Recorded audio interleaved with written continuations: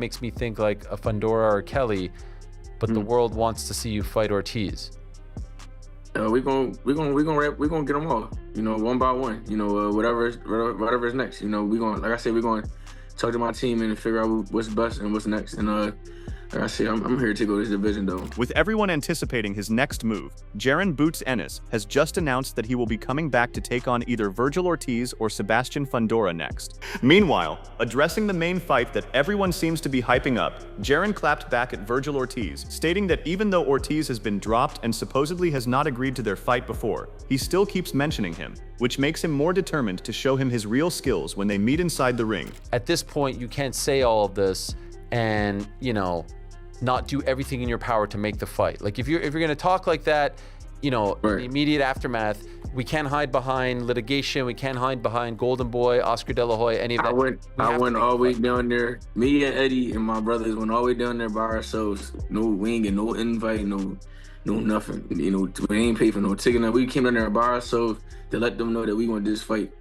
Came to them face to face. They didn't want to let us to get in the ring. They didn't want us to sit where we were sitting at. They was giving us a hard time. And that right there, when I got down there and I figured that, I'm like, that goes to show that these guys don't want to fight for real. Then when he did win and we get in the ring, we face off or whatever, and he act like they wanted it. Next thing you know, we get out the ring, we hear him doing an interview talking about some Errol Spence's dream fight. Like, what? It's like, it don't make sense. Like, you're not, I don't know, but let me go ahead and did something like that. Everybody would have been going crazy. I would have fought and then say Danny Garcia my dream fight. Everybody would have been going crazy. But it's like, it's crazy. But like I said, we went down there by ourselves though and let them know that we wanted this fight. And I thought the fight was locked in, set in stone. I was sitting back waiting, and we had a couple deeps or whatever, and they kept falling through. And then I guess they came up with whatever they got going on, and then, you know, it is what it is, you know. But like I said, this is my division. I'm taking over. I'm taking over the division. I do what I want. The same guy that been on the floor multiple times, he gets hurt. I mean, like, these guys just be talking, you know. And I figured that out. Like, these guys just be talking. What's gonna happen when I touch him? Like, make that make sense. Vergil stated that the holdup to make this fight was never from his or his team's side, and that he always wanted the bout. But Boots was the one who seemed reluctant to take him on as an opponent, and chose the coward's way of choosing another opponent, rather than accepting the toughest matchup in the division. Good for him. He has a lot of momentum going his way. You know, if I had that much momentum, I would have went straight to the big fight at 154, if I'm being honest. I'm just that kind of guy, I guess. But when it was time to say yes to fight, I was the only one that said yes. So now you have a lot of people that were saying that I was ducking at 147 when there was no fight to be offered or anything like that. The only times that the fight has ever been offered to either of us, I have said yes.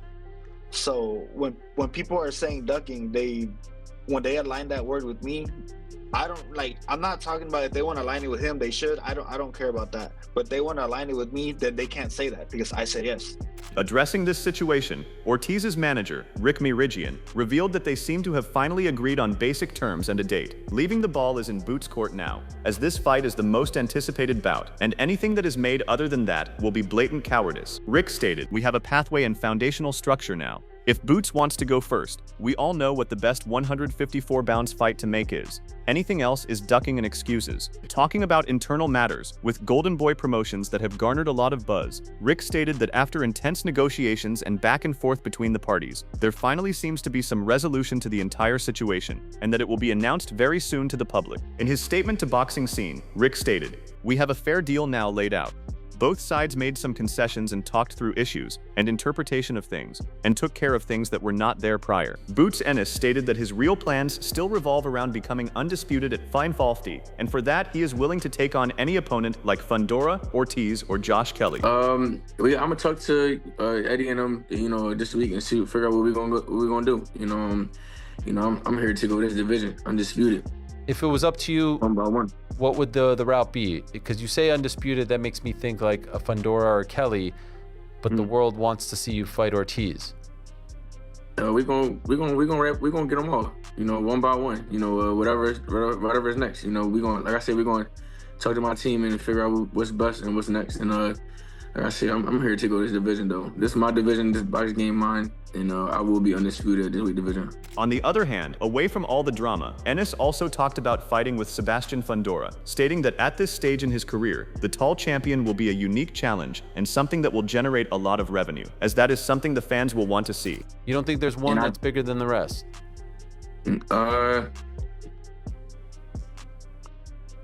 No, I think between Fundora and Ortiz. Yeah. I feel like Fundora a big fight because he got a belt and he's 6'5" or 6'6" or something like that. That's something that everybody gonna want to go see that. Like they want to see how I match up against that. To be honest, everybody know how me and Ortiz gonna go for sure. Like it's like I don't really, you know what I'm saying? We don't really gotta see too much. Like we know what you're getting out of Ortiz. Like as Boots promoter, Eddie Hearn shared his take on the whole Boots versus Ortiz situation, stating that he is open to any sort of negotiation if there is genuine interest from the opposite side. Talking about the fight itself, Eddie appeared a bit hesitant about Vergil's chances based on the fact that the fighter has been away from the ring for months now, as compared to Boots, who just gave a phenomenal performance. And I'd be very surprised because, and by the way, I don't necessarily blame him, because he has been out. When was the Lubin fight? I don't know. November last year? So, what are we now? 9 months, 8 months, 9 months. Time he gets in the ring again won't be till September, October. It'll be nearly a year since he's boxed. Are you going to go straight into Jaron Boots Ennis? If you are, let's talk. But realistically, I don't think you are. I think you're going to come back and you're going to go, I want one more fight, and then, which is fine. And by the way, we're also not going to sit here and go, we're the champion now. It's a voluntary defence, 15% for a voluntary defence, like you've seen Haney and all these people do. It's like so boring. It's a massive fight, and I can't sit there and tell you that we shouldn't do that fight when I spent 6 months telling you how much we need that fight and boxing needs that fight.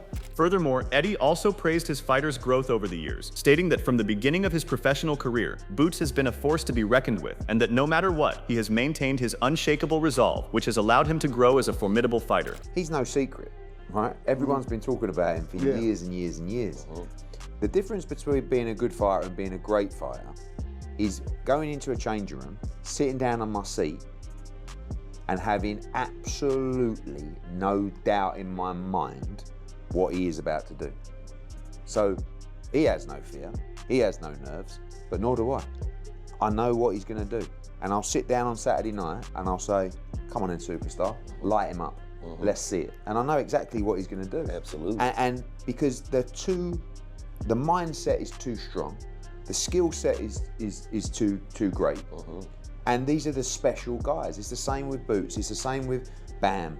Even Shakur. Like there's a different kind of mindset. Terrence has got the same mindset, no doubt. Like these are greats. Clapping back at the narrative presented by Eddie and Boots, Robert Garcia emphasized that Vergil does not require any tune-up fights before taking on Ennis. And if anything related to that is being perpetuated, it seems to be a blatant attempt to either delay or cancel the fight, as Vergil and his team have already expressed that they are ready for any date. What would you recommend? No problem.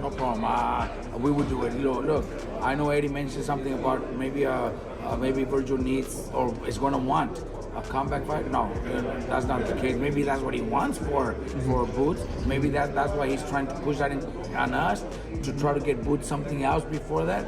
But no, we'll go straight into that fight ASAP. Robert expressed confidence in his fighter's abilities to take on Boots and to defeat him by hitting his vulnerable points that were left exposed in his recent fight against Zayas. Garcia then called out everyone underestimating Vergil, stating that no matter the noise, Vergil is one of the toughest competitors at 154, and he will go on to prove it on fight night. 100% agree with Vergil. I think if Vergil is able to, fight Boots and we were able to get those punches, I think it's over. I think Vergil is not going to hold back. Vergil has great, insane power at 154. So I think Vergil will finish him.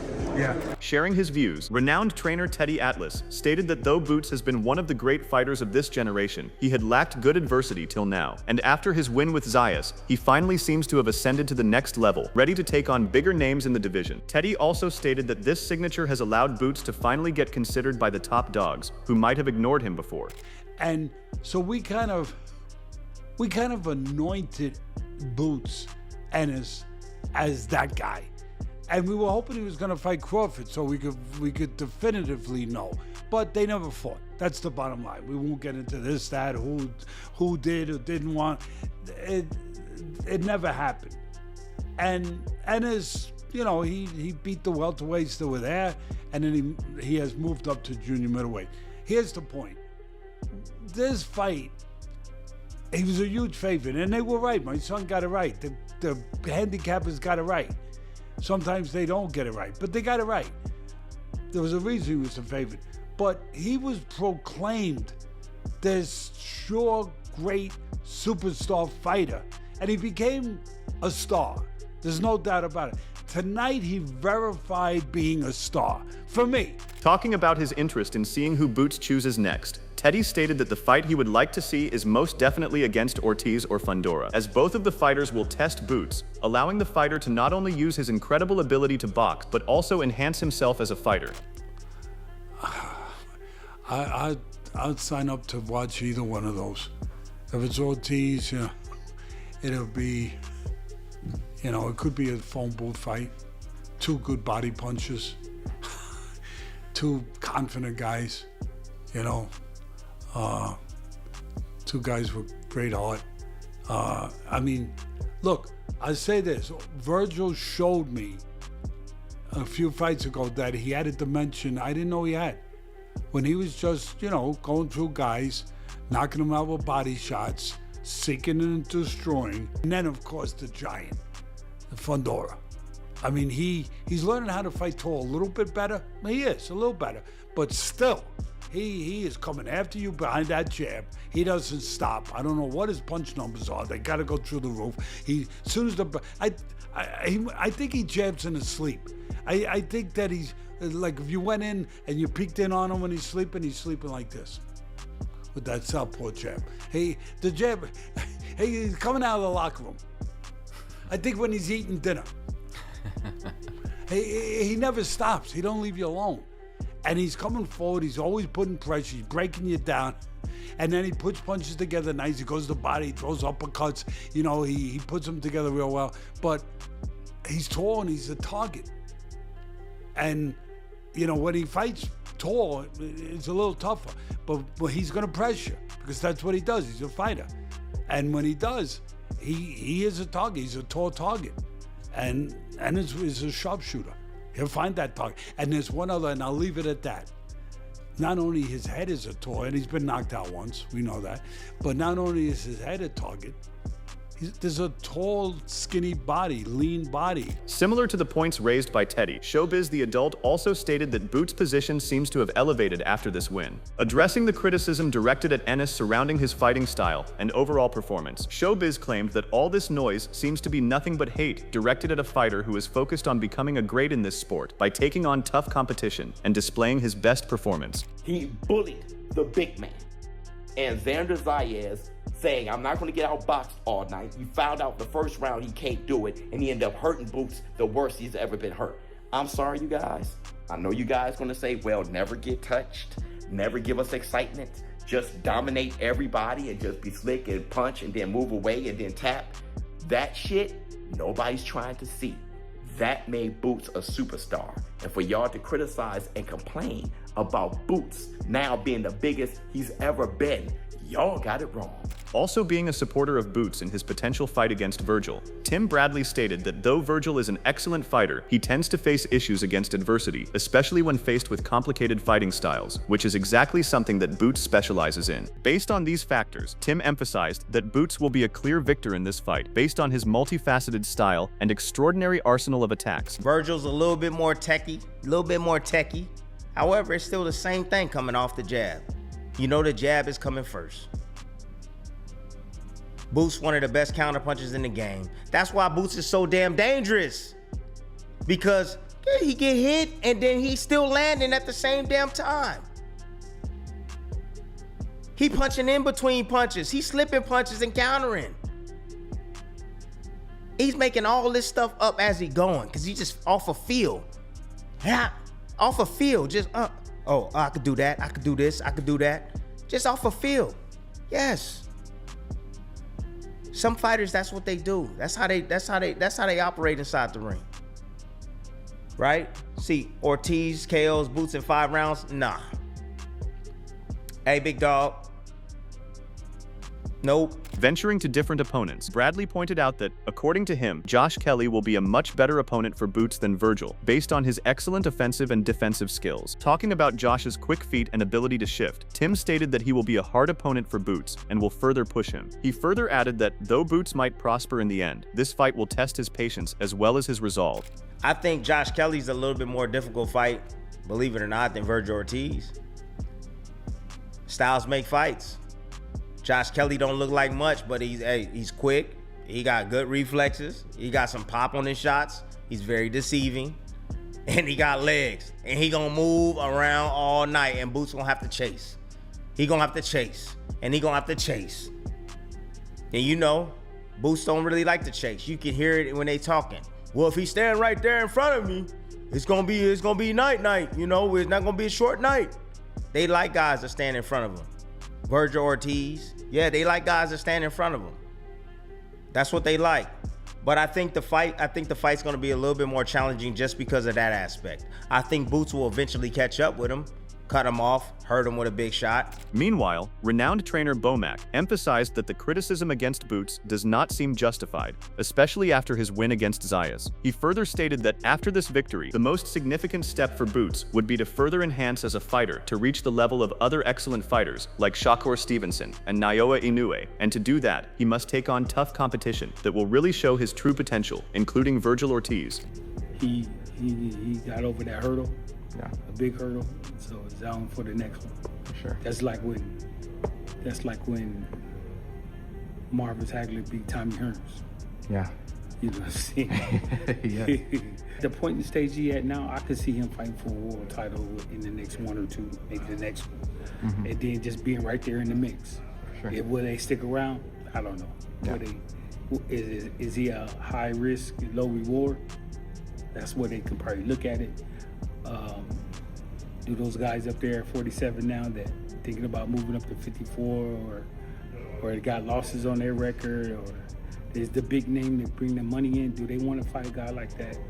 Probably not. Mm-hmm. So I think the best thing you can do is get him a title and just keep winning. Breadman Edwards emphasized that Boots seems to be a combination of former boxing legends such as Roy Jones Jr. and Sugar Ray Robinson, based on his incredible skills. The analyst further stated that after reviewing Boot and his latest performances, it is clear that he not only possesses a God-given talent, but also seems to have a drive and passion for the sport, which is rare these days. He reminds me of a fighter.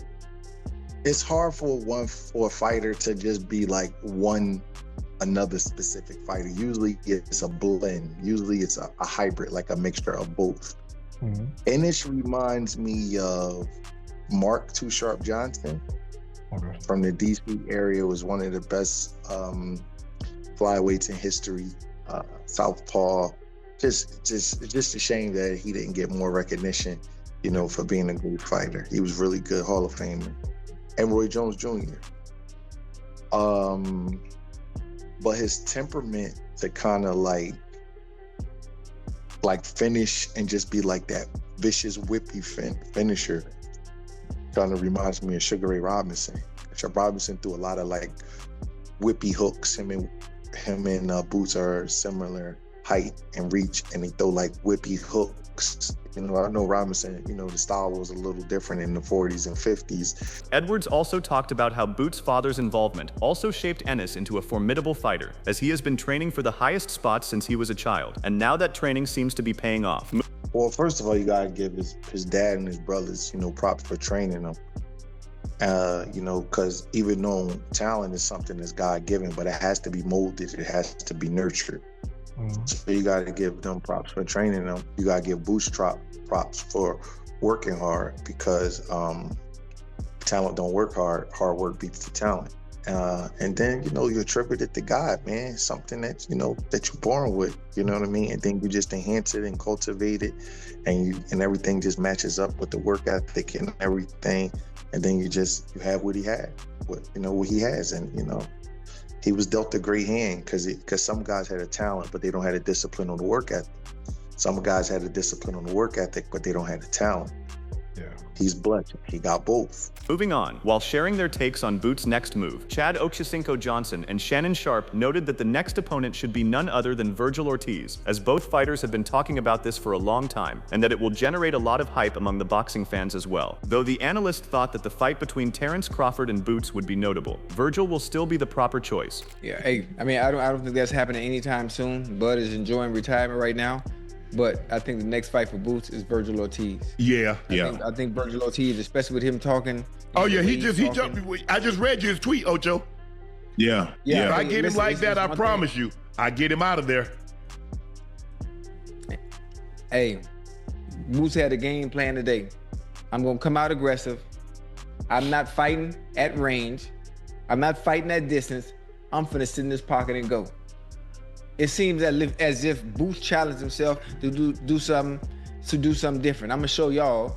I'm gonna make the fight entertaining. If you paid money to come watch me fight, I'm gonna make it entertaining. I'm not doing no running. I'm gonna sit in the pocket. Yeah. And he literally did just Ocho. that. Expressing his views as a renowned analyst, Paulie Malignaggi praised Boots as a fighter, stating that in the last couple of years, Boots has really emerged as a big name in the sport, and that his fights are something that captures a lot of intrigue from the overall fan base. Based on these factors, Paulie emphasized that this only increases the level of expectations that people have for him, and that the pressure will only increase as the fighter progresses in his career. But it's still a big fight. Ennis is exciting TV every time he fights. He's a guy who is starting to become must-see TV regardless. I think he sells pretty well on the East Coast anyway. Sharing his views on who Boots should take on next, Paulie stated that the best fight would be against Josh Kelly, as it would not only provide him with a relatively easier chance to further himself in his career, but would also prepare him for tougher opponents, such as the tall, imposing champion, Sebastian Fundora. The easiest fight to probably make is the Josh Kelly fight. Josh Kelly's the IBF junior middleweight champion. He's also signed to Matchroom, as is Jaron Ennis. Josh Kelly was at one time looked at as a budding superstar, good-looking kid, an Olympic medalist, but as a pro, he just wasn't panning out at all. And it looked like he was going to be a complete bust. And then out of nowhere, he came up and he upset what's his name for the IBF title in his last fight. It was the other boogeyman at 154 pounds. Josh Kelly did, and also it is. What about Fundora? And then who? Sebastian Fundora. Fundora, yeah. Fundora is another one that makes a lot of sense. But in the end, what are your thoughts on this potential fight between Jaron Boots Ennis and Vergil Ortiz? And what do you think about all these claims made by the opposing teams regarding the negotiations? Make sure to tell us about your thoughts in the comments below. And if you enjoyed this breakdown, like and subscribe to our channel for more exciting boxing news and updates.